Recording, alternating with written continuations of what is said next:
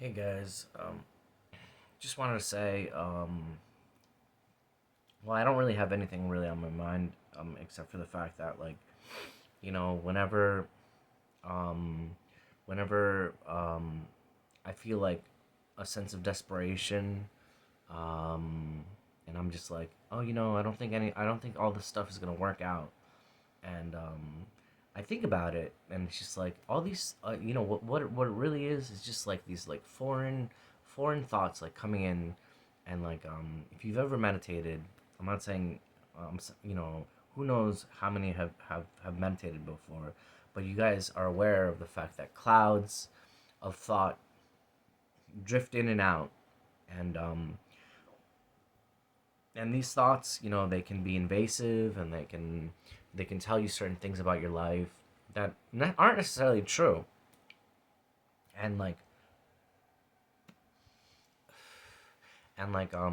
so in the beginning of your meditation practice, it seems like it's so difficult for a meditator to get past all these negative, like emotional,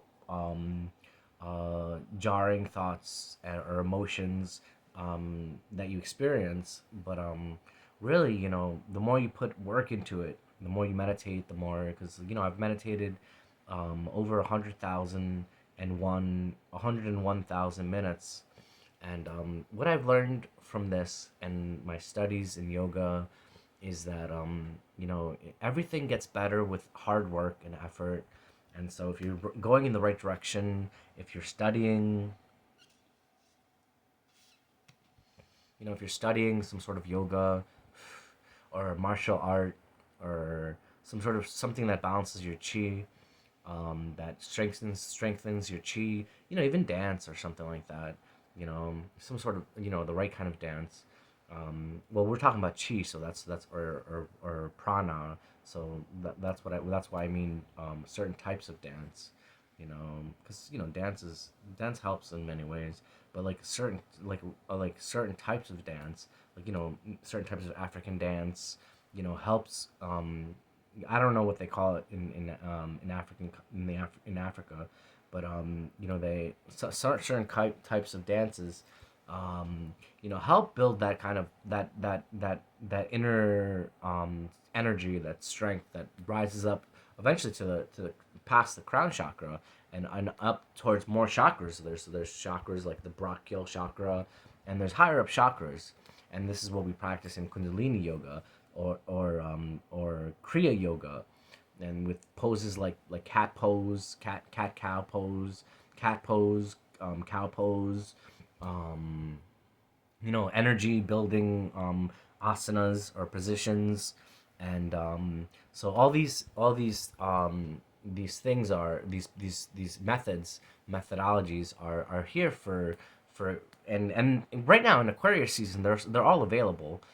All you have to do is just you know go to YouTube, and check out the videos of, just search Google search or YouTube search yoga, and do like a workout, yoga session or yoga class or meditation class, and or learn how to do meditation.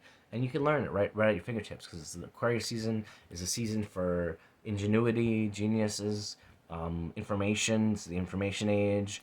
And arguably it started in 2012, or and during that period, there was the internet rising, the computers were rising. Not everyone had a computer back then, but now almost everybody has a computer. I would say, I'm almost like 75% of the people in the world have computers, and like I'm talking about like remote places, they still have computers. And so I just want to say, I saw a video that was really disparaging, not disparaging, but like discouraging. And I was just like, well, how you know how is it that that we can blame violence on people that have been experiencing violence for years, for decades, for centuries, well, or at least a century. And so how can we blame these kids for violence that they've experienced themselves, and like so we're perpetuating this kind of like violence, and like we put people in jail, and then so when they get out, they have to go out somewhere, and they go out in the open, and then so it's just a perpetuation of more violence, and then so sometimes you just as a society we have to say like we can't just make um you know it's hard because it's like we can't just like um isolate something and like cut it off from our bodies because it's like it's all one body. And so this is why we talk about collective consciousness and how like everyone is an aspect of this collective consciousness. There's we're all sparks of some sort of great like electrical line. And so if something is bad, then there's something bad in us. There's something bad in our society that makes it more difficult for us to experience something beautiful. And so it's not the same as like worshiping, not worshiping, but like acknowledging the shadow self and being comfortable with it.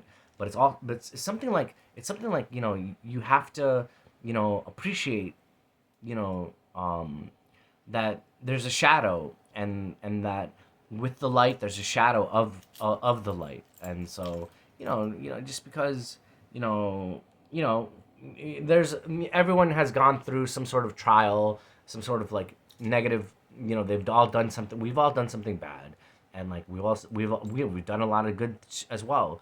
And like from like for all from down the line. And like so you know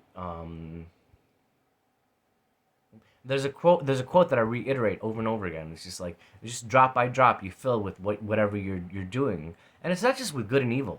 Like in the Buddhist text it says like drop by drop we fill with goodness, and drop by drop we fill with evil. But like drop by drop, the more you read, drop by drop you fill with literature and words and stories and poetry. And drop by drop you fill with music. The more you listen to music, the drop by drop you fill with like beautiful music, and like sad music and happy music, and just like ecstatic music and crazy music. And just drop by drop you fill with dance, and like drop by drop you fill with like a discipline of yoga or martial arts or something. And like each time that you fill with yourself with these things, slowly and slowly you become those things. And like you become a musician. There's always some band that you listen to and where you're just like, what, fuck it. I've been listening to music for years, and like now I finally figured out that I maybe that I just maybe just want to make music. And it's not talking about like eventually it might even be that you make it your vocation if you like it enough. But like it's always something weird that just sparks something in you. And like the more you get immersed in something like that, in feng shui, home decor. It could be like painting your house, to fix the energy. And the more you immerse yourself in that world, the more you become, a member of that world. And like, and the more you become accepted by other people in that world. And then so slowly, it becomes with age, and the more you ripen. And like God knows, some people have been stopped from achieving that perfection. The 27 club, where they die at 20, people die at 27 or die younger, and like just from accidents and from mistakes. And like, well, you know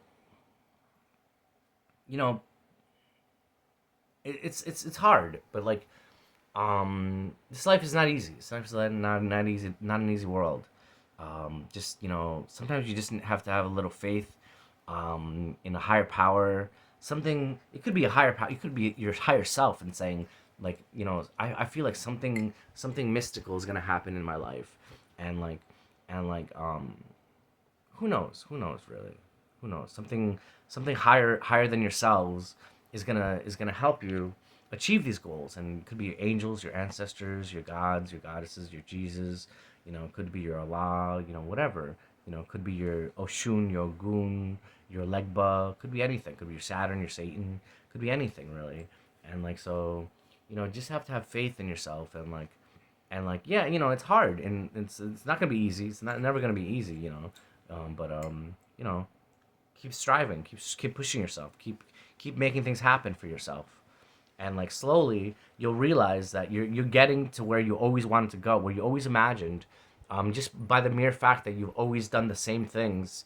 You know, if you're practicing like some sort of like some creative force, even business. If you're practicing business, you know, one day you'll be, you know, a giant like mogul or something like that. When something has to change sometimes, and like this is the perfect age for that. You know, this Aquarian age. It's the perfect age. This astrological age for a shift. And like there's always been shifts. That's the problem. There's always been shifts, and like there's always been opportunities, and so some people just have to just be more patient, be more patient with these opportunities. And like with relationships, you know, they come and go. There's always a season of reaping, and there's always a season of sowing. You know, you put in you put in the work. You know, you dig the earth, you plant seeds. You know, you plant seeds, and then when it comes time to reap these seasons, of hard work and effort, then, you know, sometimes some people get surprised. Some people get surprised. It's like, you know, there's a lot of bad things that you can reap, but there's also a lot of good things. And like, just because there's been mistakes, you know, that doesn't mean that you still can't reap a good harvest if you've gone past that, and like try to reap, try to sow something better for yourself. And so this is what I'm talking about. Like, you know, look, I'm 44 years old, and like I look very young, and like, and people may say, yeah, it's a lot of it's genetic, and yeah, you know, it's a good portion of it is genetic. And but you know, right now I'm drinking. What am I drinking? Carrot juice. That's what I'm drinking, carrot juice. And I've been involved in the health and physical health and mental health world for a long time. You know, as a teacher, as a student, and this is what you get. You know, you get a lot of you get a youthful face. And my teeth, even though they're bad, you know, I actually cut my tooth with a scraper, and so they tried to fill it, and then so this dentist went a little crazy. Not a little crazy. I don't want to bad mouth her, because I can't. If I do, then like Instagram will ban my video. But like, she was acting out of line, and like this is what I'm saying. Like, people reap what they sow, and like I'm not talking about I'm not talking about myself. I'm talking about like people like that just like go get out of line, and like, you know, God knows what's gonna happen to her, and I don't need to talk about it because it doesn't matter to me, except for the fact that like it's already happened, so I can't really do anything about it besides like move on and like carry on, and you know, whatever, you know, I still know that she wronged me, but whatever, who cares? Anyways, you know, I don't want to leave this video on a bad note, so I want to tell you that like you know, just one book a day, you know, 10 minutes, you know, just 10 pages a day, and like eventually, with 10 minutes, 10 pages a day, you'll end up reading 30 books, because the average book is like 100 pages, so 120 pages or something. So 10 pages a day, times 7. Sorry, 10 pages a day times 7 is 70.